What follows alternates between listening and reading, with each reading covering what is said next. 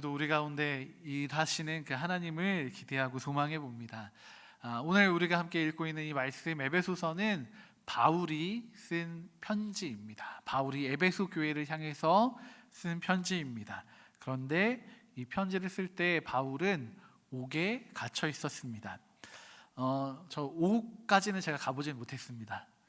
네, 제가 가보진 못했고요.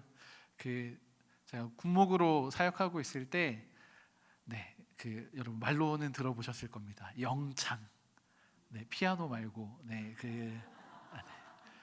감사합니다. 여기에서 빵 터져 주셔서, 군대에서 이제 약간 범죄를 저지른 친구들이 이제 교도소로 가기도 하지만 이제 군 안에서 규율을 어긴 경우에는 이제 따로 처벌을 받는 곳이 이제 영창입니다. 제가 이제 위문을 하기 위해서 그곳에 갔는데 정말 경비가 그렇게 삼엄한 줄 몰랐습니다. 문을 한 3개 정도를 지나가야 됩니다. 첫 번째로 문은 그 3개를 다 지나서 가면 그 안에 또 문이 있습니다. 철창 안에 병사들이 이제 갇혀서 가만히 자리에 앉아서 침묵하고 있습니다. 모든 시간이 통제됩니다. 햇빛을 쐴 수 있는 시간이 정해져 있습니다. 씻을 수 있는 시간도 정해져 있습니다. 밥을 먹는 시간도 정해져 있습니다. 그런 곳이 영창이었습니다. 제가 감옥까지는 정확하게 알지 못하기 때문에 그런 것과 비슷하지 않을까 생각은 해보게 됩니다. 바울이 감옥에 갇혀 있습니다. 그래서 우리가 이런 감옥을 생각할 수 있습니다. 통제되고 햇빛도 못 쐬고. 그런데 바울이 지금 이 에베소 교회를 향한 편지를 쓸 때 갇혀 있는 상황은 조금 독특합니다. 바울이 로마 시민이었기 때문에 그런 건지도 모르겠습니다. 바울은 로마 시민이었기 때문에 로마에 가서 재판을 받을 권리가 있었습니다. 그래서 로마에 가서 재판을 받고자 했습니다. 그리고 이 재판이 진행되기 위해서는 이 바울을 소송에 건 유대인들이 함께 로마에 도착을 해야 했습니다. 그런데 이 유대인들이 도착을 하지 않는 겁니다. 그 시간이 2년이 걸린 겁니다. 2년 동안 이 유대인들이 재판을 하자고는 소송은 걸었지만 바울과 재판을 하는 것이 부담이 됐었는지 2년 동안 나타나지 않았습니다. 그래서 이 바울은 풀려나게 됩니다. 그런데 이 바울이 갇혀 있는 곳도 감옥이 아니라 그가 지낼 수 있는 가정이었습니다. 집이었습니다. 그래서 가택연금이라고 합니다. 그래서 집 안에 갇혀 있어서 다른 일상의 모든 생활이 가능했던 상태였습니다. 다만 밖에서 볼 때는 저 집에 죄인이 있구나라는 건 알았습니다. 집 안에 갇혀있는 바울은 나름 모든 생활이 가능하니까 좀 자유했던 상황이었는지 모르겠지만 바깥에서 볼 때에는 저 집에 중한 죄인이 살고 있구나라는 것을 알 수 있었습니다. 이유는 간단합니다. 그 집의 모든 문 옆에 로마 병정들이 서 있었기 때문입니다. 보초를 서고 있다는 건 그 집에 위대한 사람, 이 보호해야 할 사람이 살고 있다는 의미이기도 했지만 반대로 도망가면 안 되는 죄인이 살고 있다는 의미이기도 했습니다. 이 바울은 2년의 시간 동안 이 가택연금의 상황으로 있었습니다. 집안에서 모든 활동이 가능하다고는 했지만 2년이란 시간 동안 집 안에 갇혀 있다라는 사실, 집 밖으로는 나갈 수 없다, 나의 다른 자유를 빼앗겼다라는 사실은 바울에게도 적지 않은 스트레스였을 것이고 아픔이었을 거라는 생각이 듭니다. 그렇지만 참으로 감사했던 것은 그가 갇힌 중에도 이렇게 편지를 쓸 수 있었고 이 편지를 주고받으면서 다른 자신이 개척했던 교회들의 소식들을 들을 수 있었다라는 것입니다. 가택연금의 기간이 그렇게 어떻게 보면 좋게도 보이지만 실상 그의 삶은 참 많이 피폐해져 있지 않았을까라는 생각이 듭니다. 많은 사람들은 이렇게 조금 극단적이고 극한적인 상황 가운데에서 자신의 바닥으로 가게 마련입니다. 그 바닥 가운데에서 그 내면의 깊은 수렁에 빠져서 선택하지 말아야 할 상황 선택들을 하기도 합니다. 그러나 바울은 그런 침륜에 빠지지 않았습니다. 오히려 바울은 하나님의 충만하심 가운데 살아가고 있었습니다. 바울이 쓴 이 옥중에서 쓴 서신서를 살펴보다 보면 이 충만이란 단어들이 등장하는 경우가 있습니다. 다른 서신서에서는 잘 등장하지 않습니다. 이 옥중 서신에서만 조금 등장하는 것을 볼 수 있습니다. 그가 비록 갇혀 있었지만 그의 안에는 하나님으로 충만했던 귀하고 복된 시간이었던 것을 우리는 알 수 있습니다. 하나님의 충만하심이 바울의 삶을 채우게 되니까요, 바울은 하나님의 풍성하고 부요하심을 온전히 누릴 수가 있었습니다. 그래서 바울은 오늘 말씀 가운데 가장 먼저 자신이 경험한 하나님을 고백하고 있습니다. 14절의 말씀에 보면 내가 하늘과 땅에 있는 각 족속에게 이름을 주신 아버지 앞에 기도한다라고 고백을 하고 있습니다. 바울이 경험한 하나님이 고백되는 것입니다. 하늘과 땅에 있는 모든 족속, 피조물에게 이름을 주신 분이 모든 만물의 주관자가 되시는 그 능력의 하나님이 나의 하나님입니다 라고 고백을 하고 있는 것입니다. 그리고 이 2년이라는 가택연금 기간 동안 그 하나님을 매일같이 누렸던 바울은 비록 갇혀 있지만 가장 부요하고 행복한 자였을 것입니다. 어떻게 보면 세상의 유혹 속에서 벗어나서 오히려 하나님 안에서의 참 자유와 보호를 누릴 수 있는 복된 자리였던 것입니다. 여러분, 우리는 어떤 하나님을 어떻게 경험하면서 살아가고 있습니까? 우리의 삶의 상황들이 막혀 있어서, 때로는 어려움들이 찾아와서, 때로는 바울처럼 갇혀 있는 것 같아서 우리와 함께 하시는 하나님을 놓치고 계시지는 않습니까? 갇혀 있는 바울은 오히려 능력의 하나님, 모든 만물을 주관하시는 하나님을 만났고 그 하나님의 충만하심을 힘입어 살아갔던 사람입니다. 하나님을 놓치지 않았던 바울에겐 얼마나 큰 은혜가 임했고 얼마나 큰 축복이 임했겠습니까? 바울은 그런 자신의 경험을 통해서 이 에베소 교회의 성도들이 특별히 영광이 풍성하신 하나님을 만나게 되기를 소망하고 있습니다. 바울은 이 에베소 교회의 성도들을 위해 이 영광이 풍성하신 하나님, 그 능력의 하나님을 소개하고 있습니다. 우리가 다 알 수 없는 영광으로 가득 차 계신 하나님이십니다. 그런 하나님의 영광이 에베소 교회에 임하게 되면, 또 오늘 우리에게 임하게 되면 바울은 에베소 교회가, 또 우리가 하나님이 기뻐하시는 영광을 담은, 또 영광을 비추는 세상이 빛이 될 것으로 기대했던 것입니다. 우리가 오늘 그 하나님의 임재를, 그 하나님의 영광을 갈망하고 소망했으면 좋겠습니다. 그렇게 될 때 우리가 하나님의 충만을 누릴 수 있을 것입니다.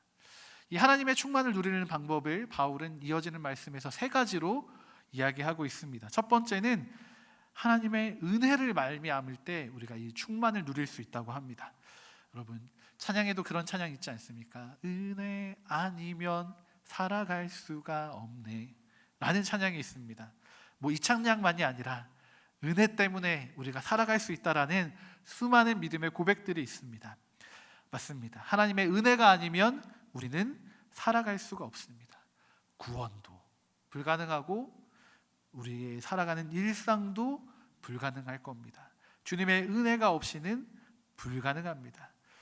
은혜는 하나님으로부터 아무런 대가와 조건 없이 주어지는 우리 삶에 채워지는 하나님의 모든 것이라고 이야기할 수 있을 것입니다. 특별히 사도 바울은 이 하나님의 은혜가 성령의 충만하심, 성령의 역사로 우리에게 주어지게 된다라고 이야기합니다. 성령님이 역사하시는 여러 방식들이 있지만 특별히 이곳에서 다루고 있는 것은 아마도 내주하시는 성령 하나님, 우리 안에 함께 거하시며 우리를 가르치시고 인도하시고 보호하시는 하나님을 이야기하고 있는 것 같습니다. 이 내주하시는 성령 하나님을 따라 우리가 매일의 삶을 살아가게 될 때 하나님의 은혜를 누리고 그 은혜 가운데 살아갈 수 있다라는 것입니다. 그리고 이렇게 하나님께서 성령으로 역사하시는 이유는 우리의 속사람을 강건하게 하셔서 우리가 은혜를 은혜로 알고 살아가게 하시기 위함이라는 것입니다. 여러분, 겉사람을 건강하게 하려면 어떻게 해야 합니까? 아픈 곳이 있으면 병원에 가서 의사에게 여기 다쳤습니다, 여기가 아픕니다 보여줘야 됩니다. 또 약하여진 근육이 강하여질 수 있도록 운동하고 또 잘 먹고 해야 합니다. 겉사람을 건강하게 하는 것도 우리에게 참 중요합니다. 그리고 중요한 건강입니다. 그런데 진짜 건강, 진짜 참된 회복은 우리의 내면이 다루어질 때 우리에게 주어질 수 있습니다. 우리의 내면이 아프고 상처 입고 피 흘리고 있다면 우리는 우리에게 역사하시는 하나님을 온전히 누릴 수가 없습니다. 우리의 내면이 건강하지 못하면 무언가 오염된 상태로 하나님을 받아들일 수밖에 없기 때문입니다. 하나님께서는 우리의 가장 깊은 곳을 아시며 성령 하나님께서 우리의 가장 깊은 곳을 만지시고 그 위에 하나님의 치유와 회복을 나타내시기를 원하십니다. 요한복음 4장에는 수가성에 들리시는 예수님의 모습을 볼 수 있습니다. 그곳 우물가에 앉으셔서 한 여인이 찾아오기를 기다리고 계셨던 예수님이십니다. 그 여인이 다가오자 물을 달라고 하십니다. 우물 앞이니까 물을 달라고 하실 수 있습니다. 그렇게 이 여인과 목마름에 대한 이런저런 이야기를 주고받으시는 가운데 뜬금없이 예수님께서 이 여인에게 한마디 말씀하십니다. 그 말씀은 무엇이냐면 가서 내 남편을 데려오라 라는 말씀이었습니다. 조금은 뜬금없습니다. 목마름, 생수, 예배할 곳, 이런 곳들에 대한 이야기들 가운데에서 남편에 대한 이야기가 나옵니다. 왜 그랬을까요? 그것이 바로 이 수가성의 이 여인이 감추고 싶어 했던, 한낮에 물을 뜨러 올 수밖에 없는 이유, 내면의 깊은 상처였기 때문입니다. 예수님께서는 이 여인의 남편을 데려오라고 하셨지만 이 여인이 남편이 없다라고 이야기하니까 예수님이 대번에 말씀하십니다. 그래, 너에게 남편이 5이 있었지. 하지만 그들은 다 남편이 아니고 지금 있는 자도 너의 남편이 아니구나. 이 여인은 한마디도 예수님께 자신의 삶에 대해 이야기한 적이 없었지만 예수님께서는 그 여인의 가장 깊은 상처와 아픔을 알고 계셨습니다. 그리고 그것을 치유하기 위해, 회복하시기 위해 그 여인을 찾아가신 것입니다. 하나님이 먼저 찾아오셔서 하나님이 먼저 은혜를 내려주실 때 우리는 이 사마리아 수가성의 여인처럼 회복을 누릴 수 있고 주님의 충만하심을 누릴 수 있게 됩니다. 또한 우리가 하나님의 충만을 누릴 수 있는 방법은 우리의 믿음으로 말미암아 누릴 수 있습니다. 우리가 이야기하는 믿음, 예수를 나의 구주로 인정하고 받아들이는 그 믿음입니다. 하나님을 향한 이 믿음을 가질 때, 조금 다른 표현으로 한다면 예수를 그리스도로 영접할 때 우리 가운데에는 일어나는 변화가 있습니다. 무엇이냐면 바로 하나님께서 우리 가운데 들어와 거하시며 우리 삶의 주인이 되시는 것입니다.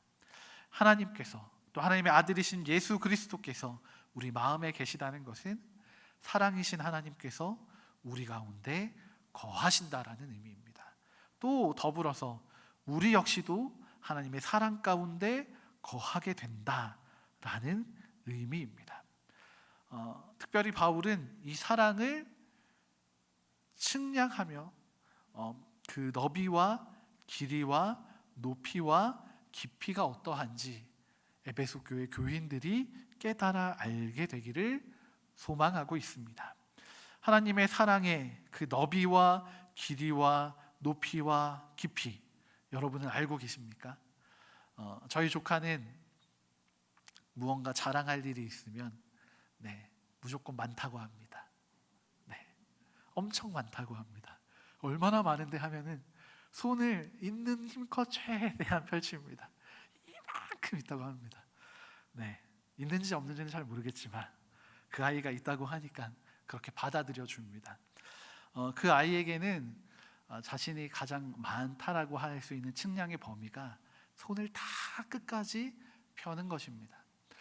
사도 바울은 어쩌면 우리가 이렇게 하나님의 사랑을 측량하고 알고 깨닫기를 원하는지도 모르겠습니다. 하나님의 사랑의 너비, 여러분, 하나님의 사랑의 너비가 얼마나 넓을까요? 한 태평양쯤 되면은 넓을까요? 요즘은 또 이렇게 과학이 발전해서 우주 이렇게 은하계 넘어가야 또 넓다고 이야기하는데요. 얼마나 많은 사람들, 다양한 사람들에게 하나님의 사랑이 퍼져가는지 모릅니다. 우리와 인종과 민족이 다른 이들, 또 언어가 다른 이들, 때로는 이념이 다른 이들, 가진 것이 다르고 전공도 다르고 직업이 다른 그 모든 이들을 향해서 하나님의 사랑은 그 너비를 알 수 없을 만큼 뻗어나가고 있습니다. 길이는 얼마나 길까요? 태초 이전부터 하나님의 사랑은 우리를 향해 있었다라고 성경이 증언하고 있습니다. 그것만 해도 여러분 얼마나 오랜 시간 동안 하나님이 우리를 사랑하고 주목하고 계신지 우리는 알 수 있습니다. 비록 어쩌면 내가 하나님의 사랑을 깨달은 지 예로 드려볼게요. 1초, 10분, 1시간밖에 되지 않았다 하더라도 하나님이 우리를 향한 하나님의 사랑은 훨씬 긴, 우리가 측량할 수 없는 시간 동안 우리를 향해 있었다라는 것입니다. 하나님의 사랑의 높이는 얼마나 될까요? 하나님의 사랑을 쌓아보면 얼마나 될까요? 제가 쌓아보진 않았지만 감사하게도 이 찬송가 가사에 이렇게 쌓아보신 분이 계신 것 같습니다.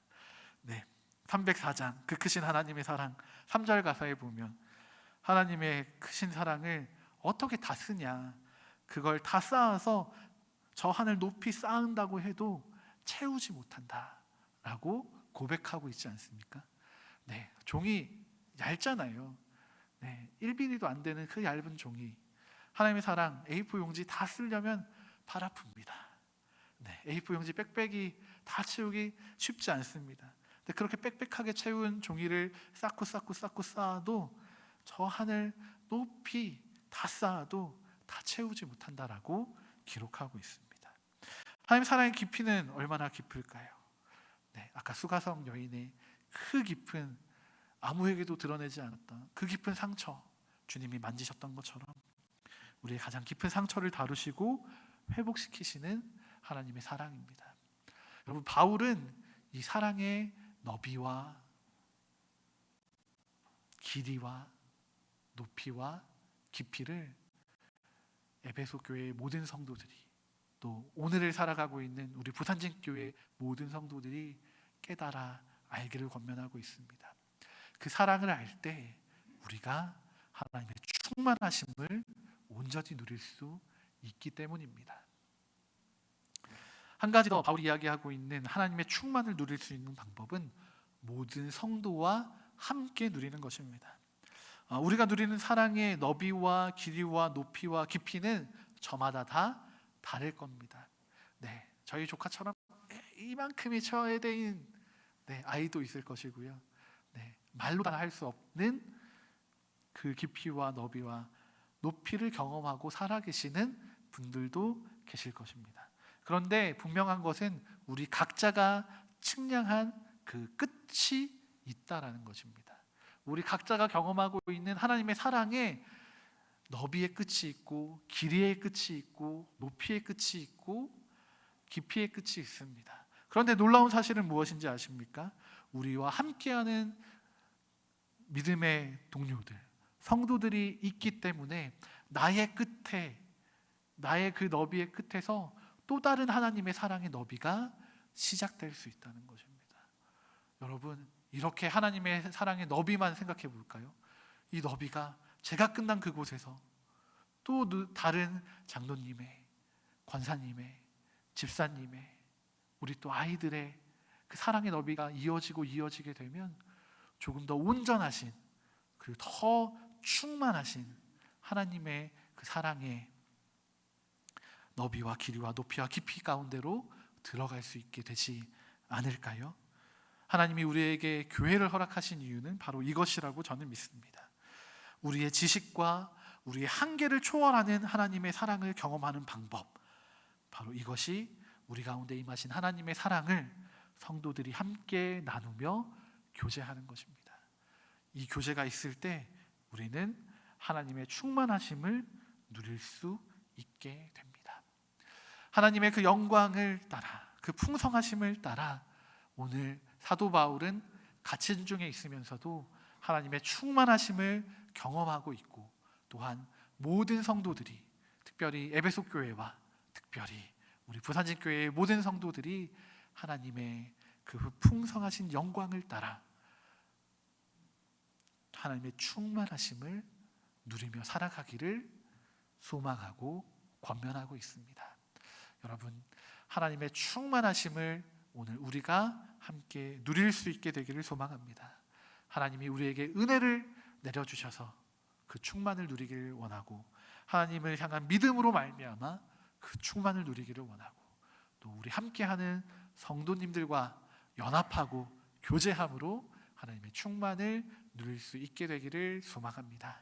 이 시간 우리가 함께 찬양하시면서 우리가 함께 또 기도하고 또 하나님의 그 충만하심을 소망하며 나아가기를 원합니다. 이 시간 우리가 함께